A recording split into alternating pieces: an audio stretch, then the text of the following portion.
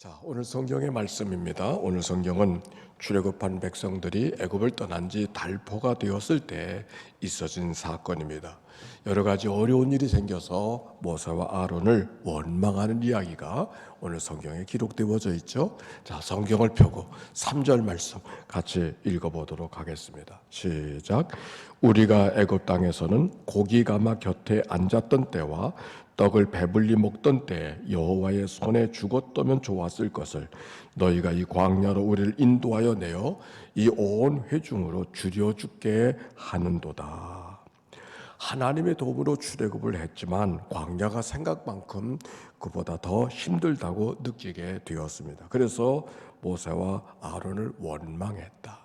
얼마나 원망이 컸는지 오늘 성경 속에 원망이라는 말이 무려 7번이나 등장합니다. 원망하였더라, 원망하였더라, 원망하였더라. 그들이 은혜가 없는 게 아니었거든요. 유월절을 경험했던 사람 아닙니까? 홍해를 건넌 사람들 아닙니까? 또 그들이 마라의 쓴물을 치료하시는 하나님의 은혜를 경험했던 삶을 경험했던 사람이 아닙니까? 엘림의 오아시스까지 경험했던 사람이 그들이었는데 아마도 먹을 양식이 없는 것 앞에서는 원망할 수밖에 없었던 것 같습니다. 그들이 말합니다. 애굽이 어려웠지만 이렇게 굶어 죽을 정도는 아니었었는데 우리를 이 광야에 와서 여기서 굶어 죽게 하려고 하느냐고 원망할 만한 원망을 하고 있는 것이죠. 이 일이 하나님께서 어떻게 반응하고 계시는가 8절에 이렇게 말하고 있습니다. 한번 같이 읽어봅시다. 시작. 모세가 또 이르되 여호와께서 저녁에는 너희에게 고기를 주어 먹이시고 아침에는 떡으로 배불리시리니 이는 여호와께서 자기를 향하여 너희가 원망하는 그 말을 들으셨음이라. 우리가 누구냐? 너희의 원망은 우리를 향함이 아니요 여호와를 향하여 함이로다. 여기서 이 말씀 속에 우리가 알아들어야 될 말씀이 있습니다. 그들이 원망은 모세에게 하고 있었지만 그 원망이 모세를 향한 원망이 아니라 하나님을 향한 원망이라 그랬어요.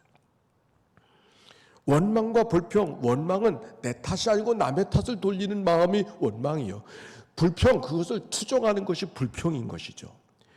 남의 탓이라고 이야기하고 있었지만 내 탓이라고 모세 내 탓이라고 말하고 있지만 성경은 그것은 모세 탓이 아니라 하나님을 원망하는 것이라고 성경은 그렇게 이야기합니다. 우리가 서로 원망을 할 때가 많고 그 원망에 투정을 낼 때가 많은데 하나님이 그걸 다 들고 계셔요. 하나님을 향한 원망이라고 그렇게 말씀하고 있어요. 그런데 여기 놀라운 사실 하나가 있습니다. 그들이 원망과 불평을 하나님이 다 들으셨다는 거예요. 저는 성경을 처음 봤을 때 이 말씀이 얼마나 마음에 다가왔던지. 원망을 들으신 하나님. 오늘 그 성경 속에 너희들의 원망을 다 들으셨다는 말을 7절, 8절, 9절, 12절 반복해서 슬쩍 지나가면서 말하신 것이 아니라 하나님께서 분명하게 말하서 그래 원망할 만하지, 불평할 만하지, 짜증낼 만하지, 한숨 쉴 만하지, 투정 부릴 만하지. 근데 그걸 다 들으셨던 하나님, 좋으신 하나님, 너무 귀한 하나님. 그래서 하나님이 허락하신 것이 그들의 원망을 들으시고 하신 하나님께서 만나와 맺추라기를 허락하신 말씀이 오늘 성경에 있는 말씀이죠. 그들의 원망을 들으시고 그들의 필요를 따라서 만나와 메추라기를 허락하시느니 하나님의 말씀 속에 하나님이 우리에게 주고자 원하시는 말씀이 뭔가, 주고자 원하는 은혜가 뭘까, 그거를 여러분과 함께 나누려고 합니다. 첫 번째, 따라서 합시다. 일상의 은혜, 매일매일의 은혜를 말하는 거죠. 4절 말씀 한번 같이 읽어봅시다. 4절 말씀입니다. 시작. 그때 여호와께서 모세에게 이르시되 보라, 내가 너희를 위하여 하늘에서 양식을 비같이 내리리니 백성이 나가서 일용할 양식을 날마다 거둘 것이라. 날마다 거둘 것이라. 양식이 하늘에서 내려온다 그랬어요. 비같이 내려온다 그랬어요. 우리가 보통 양식은 땅에서 거두는 것이고 땅에서 수고하고 얻는 것이라고 생각하지 않습니까? 근데 여기 성경에 보니까 그들의 양식이 하늘에서 내려오는 것이다. 우리가 정말 양식을 땅에서 얻는 것이라 할지라도 그것이 하늘에서 내려오는 것이다. 그런 것을 깨닫는 것이 소중한 것이. 그런데 하나님이 주실 거면, 이왕 하나님이 주실 거면 한꺼번에 주시지.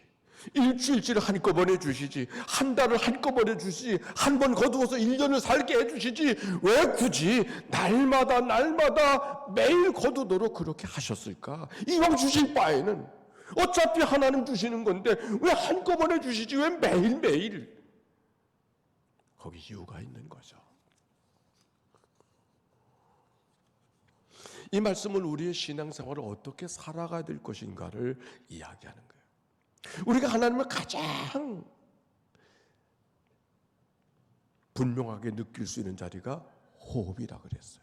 한 번 쉬고 1년 살고, 한 번 쉬고 몇 개월 살게 하시지 순간순간을 호흡하게 하시는가? 왜? 하나님을 순간순간 경험하라고, 하나님을 순간순간 확인하라고. 왜 날마다 거두게 하셨을까? 날마다 하나님의 은혜 속에 있어야 하니까 그런 것이죠. 우리가 은혜를 받고 부흥회를 하고 여러 가지 있겠지만 어제의 은혜가 오늘 우리의 은혜를 대신할 수가 없어요. 선조들의 은혜를 이야기하고 엄마 아빠들의 은혜를 이야기하지만 엄마 아빠의 받은 은혜가 내 믿음을 대신할 수가 없어요. 어제 큰 은혜를 받았다 할지라도 그건 어제 필요했던 은혜지, 그 은혜만 갖고 살아가면 우리의 삶은 화석화되고 말아요. 오늘 우리가 필요한 것은 오늘의 은혜, 오늘의 은혜. 오늘 성경은 오늘의 은혜가 날마다 필요함을 말씀하고 있는 것이죠. 토마스 켈리라고 하는 영성학자가 있는데 그분이 쓴 글 가운데 거룩한 순종이라고 번역하기도 하고 영원한 현재라고 번역한 책 한 권이 있습니다. 그 책에 이렇게 말하고 있어요. 우리가 하나님을 만난다고 하는 것은 늘 오늘 만나는 하나님이라고. 하나님은 늘 현재의 하나님이기 때문에 하나님을 만난다는 것은 과거에 만난 하나님도 아니고 미래에 만날 하나님도 아니라 오늘 만나는 하나님이라고. 아니, 우리에게는 어제가 있고 오늘이 있고 내일이 있어도 우리를 만나주신 하나님은 어제도 오늘이고 오늘도 오늘이고 내일도 오늘. 그래, 이터널 나우. 우리의 시간 속에 살아가니까 어제와 오늘과 내일이 다를 뿐 하나님께는 늘 오늘. 그래서 우리가 하나님을 늘 오늘 만나야 된다는 거예요. 그 오늘에 만난 하나님을, 하나님의 살아계심을 경험하는 것, 그걸 뭐라고 말하냐면 하나님의 현존. 한번 해볼까요? 하나님의 현존. 이건 좀 고급 말입니다. 그러나 기억하고 있어요. 우리가 하나님의 현존을 경험하는 게 소중한데 하나님의 현존을 경험할 때 우리가 세 가지 은혜가 있다는 거예요. 그 세 가지 은혜가 뭔가? 첫째, 내 안에 기묘한 기쁨이 있다는 거예요. 노래하고 싶은 기쁨, 찬양하고 싶은 기쁨. 내가 찬양하고 싶은 기쁨은 내가 찬양하는 것이 아니라, 내가 노래하고 싶은 기쁨은 내가 노래하는 것이 아니라 내 안에 계신 하나님이 나를 통해서 노래하고 계시다. 하나님의 현존을 경험한 사람들, 오늘 찬양대원들이 찬양을 했어요. 내가 노래했다고 생각합니까? 내가 찬양을 했다고 생각합니까? 아니요. 내 안에 계신 하나님이 내 안에서 찬양을 할 수 있도록 나를 이용하신 것이죠. 만약 내가 찬양했다고 하면 왜 반응이 이 정도야? 아마 그럴 거예요. 그러나 내 안에 계신 찬양을 하나님께서 나를 통해서 불러주신다는 사실을 기억할 때, 왜? 하나님이 내 마음을 움직여서 예배당에 나올 마음을 주시고, 하나님이 내 마음을 움직여서 노래할 마음을 주시고, 하나님이 내 마음을 주셔서 오늘도 하나님을 바라볼 수 있게 하신 그 하나님이 나를 노래하게 하신다. 내 안에서. 그때 기쁨이 있고, 그때 찬양이 있고, 다른 사람이 어떻게 반응하든 그건 상관없어. 내 안에 계신 하나님이 나를 통해서 기뻐하시고 노래하시는 그걸 경험하는 게 기쁨이죠. 그게 은혜인 것이죠. 하나님의 현존을 경험한 사람만이 하는 거예요. 하나님을 현존할 때 두 번째 은혜, 하나님의 따뜻한 사랑을 경험하는 거예요. 임마누엘, 하나님이 늘 함께 해주신다고 하는데 바로 그 함께, 언제 함께 해주시는가? 언제 함께 해주시는 건가? 지금 함께 하시는 그 하나님을 경험할 때 하나님이 나를 얼마나 사랑하시는가, 하나님의 사랑의 품 안에 있다고 하는 것, 그걸 경험하는 거예요. 그랬을 때 우리에겐 또 다른 은혜, 하나님이 주시는 평안함을 얻을 수 있는 것이죠. 우리가 믿음의 능력을 이야기하잖아요. 그 능력은 뭐 대단한 일을 하는 능력이 아니에요. 두려움 속에서도 평안을 얻어내는 능력, 그보다 더 큰 능력이 어디 있어요? 한숨 쉬고 탄식할 만한 일 속에서도 평안을 얻을 수 있는 능력, 그보다 더 큰 능력이 어디 있어요? 여러분, 어떤 능력을 구합니까? 내 안에 평안함을 얻을 수 있는 능력, 코로나의 한복판 속에서도 평안함을 얻을 수 있는 그 능력, 그게 대단한 능력인 것이죠. 토마스 켈리가 이런 얘기를 해요. 우리가 교회에 다니면서 우리가 복음을 능력이라고 말하지만 마치 능력이라고 하는 것은 우리가 뭔가 주먹을 불끈 쥐고 하는 그런 능력을 생각하는데, 하나님이 허락하신 은혜는 주먹을 불끈 쥐고 할 만한 일이 없다는 거예요. 우리가 주먹을 불끈 쥐고 뭐 결심을 대단하게 하려고 하니까 끝까지 못하는 거지. 늘 주먹을 불끈 쥐고 살 수가 없으니까 끝까지 못하는 거지. 그냥 하는 거예요. 매일매일. 오늘 만나를 줬던 백성들을 한번 생각해 보세요. 주먹을 불끈 쥐고 가서 만나를 얻었을까요? 그렇지 않았을 거예요. 그냥 걷는 대로, 주어진 대로 주섬주섬 거둬들인 게 만나의 은혜였어요. 주먹을 불끈 쥐고 걷어낸 것이 아니었다는 말. 하나님이 그렇게 주시지 않았다는 말씀이에요.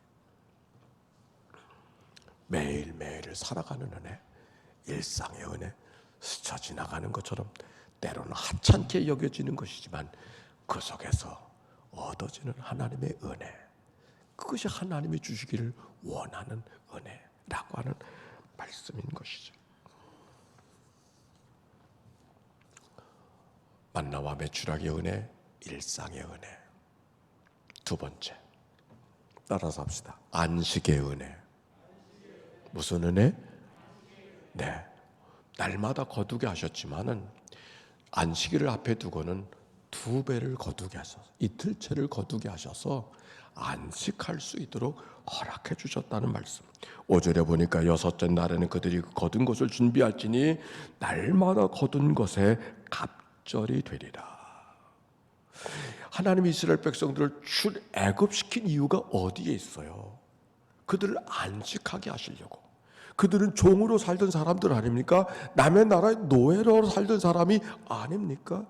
쉬는 게 어디 있어요? 그러나 그들로 하여금 쉴 수 있게, 안식할 수 있도록 허락하신 은혜가 출애굽의 은혜인 것을 알게 하시는 것이죠.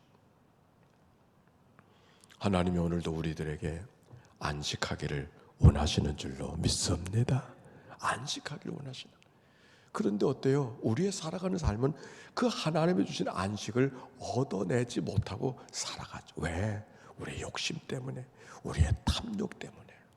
뭔가 더 가져야 되고, 뭔가 더 채워야 되고, 뭔가 더 얻어내야 되고, 뭔가를 더 올라가야 된다고 하는 그 생각이 우리들의 생각을 가리우고 있기 때문에 안식이 없어요.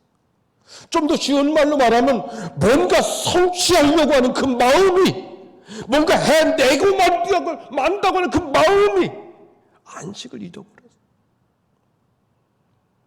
오히려 하시는 분은 하나님이시고 하나님이 하실 일에 대해서 내가 어떻게 반응할 것인가가 믿음의 삶이지.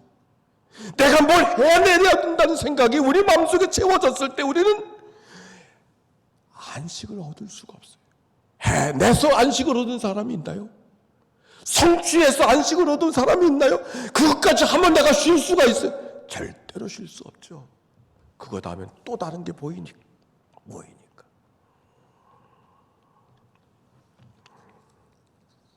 장 지글러의 사람이 왜 세계의 절반은 굶주리는가라고 하는 책을 썼어요.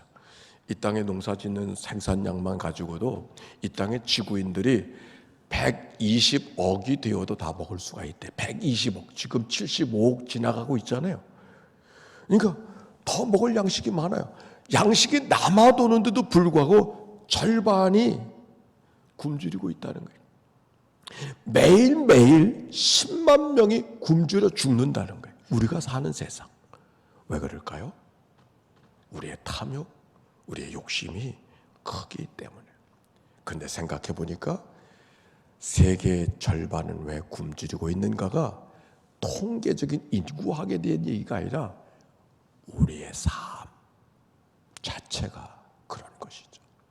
하나님의 안식을 주셨음에도 불구하고 인간의 욕심, 뭔가를 성취해내야 된다, 뭔가 성장해야 된다고 하는 그 생각이 사로잡혀 있으니까 우리의 마음은 늘 굶주린 마음으로, 채워지지 않은 마음으로, 자족할 줄 못하는 마음이 내 마음의 절반을 어둡게 이미 만들어 버려. 굶든 세계인의 절반이 아프리카에 있는 것이 아니라 내 속에 있는 거예요.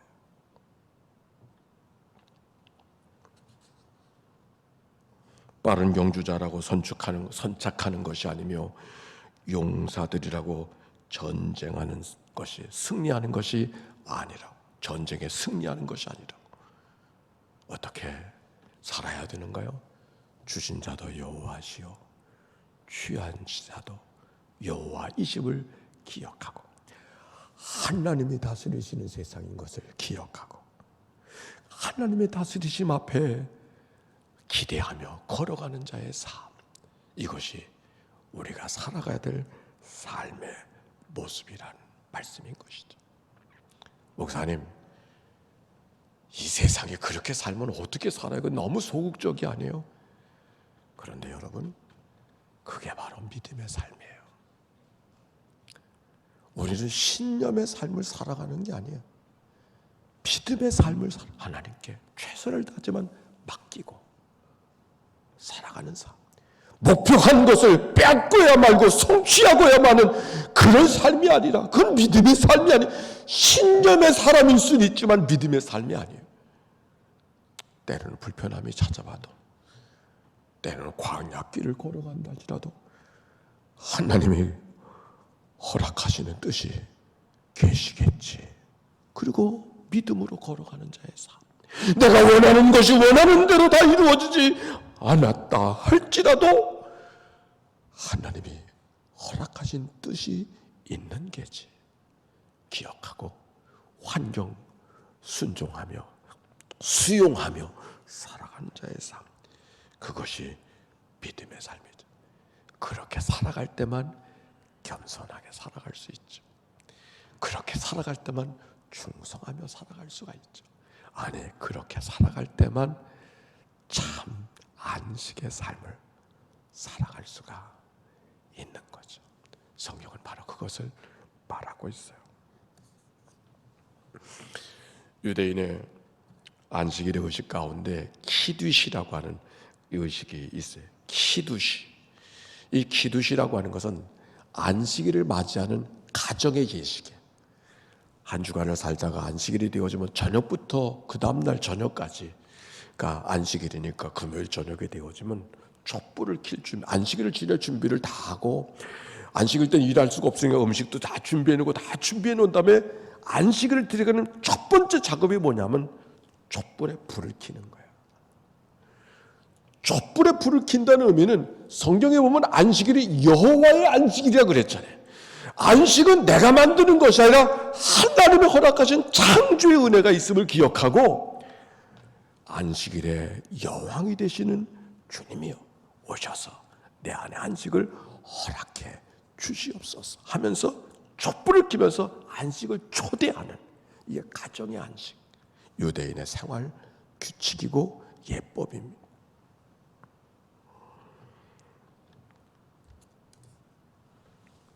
자크랄렐룰이라고 하는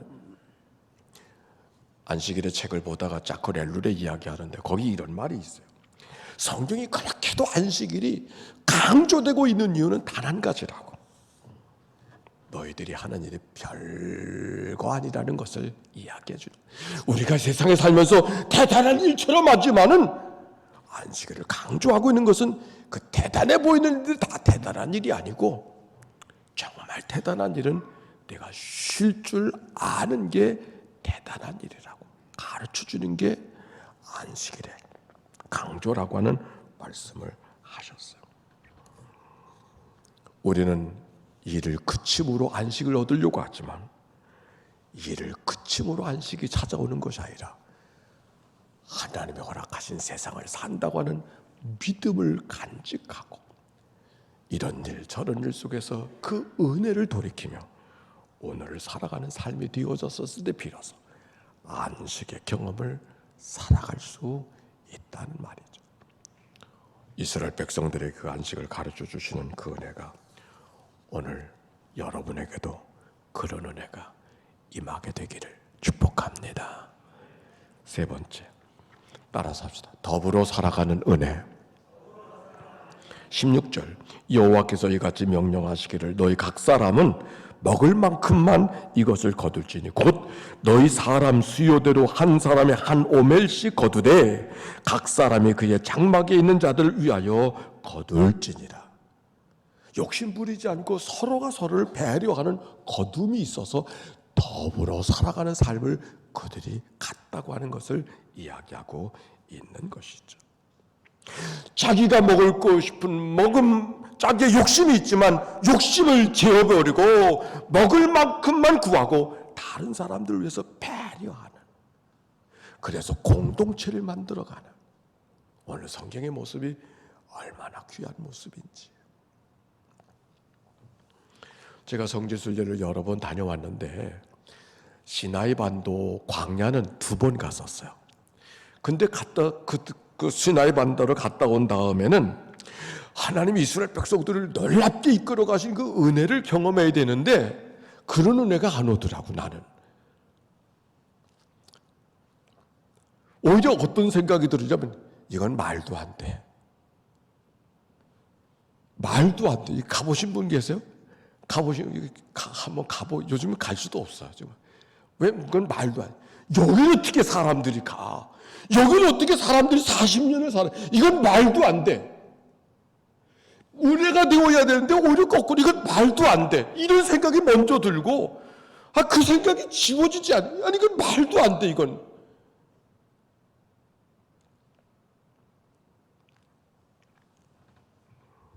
살 수 없는 땅이요.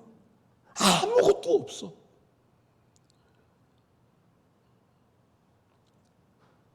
그런데 중요한 것은 광야의 삶을 거짓이 아니라 자기들의 삶의 경험으로 기억하고 고백하고 전하고 또 전하고 싶어서 전해진 얘기가 출애굽기의 말씀이었다고 하는 것.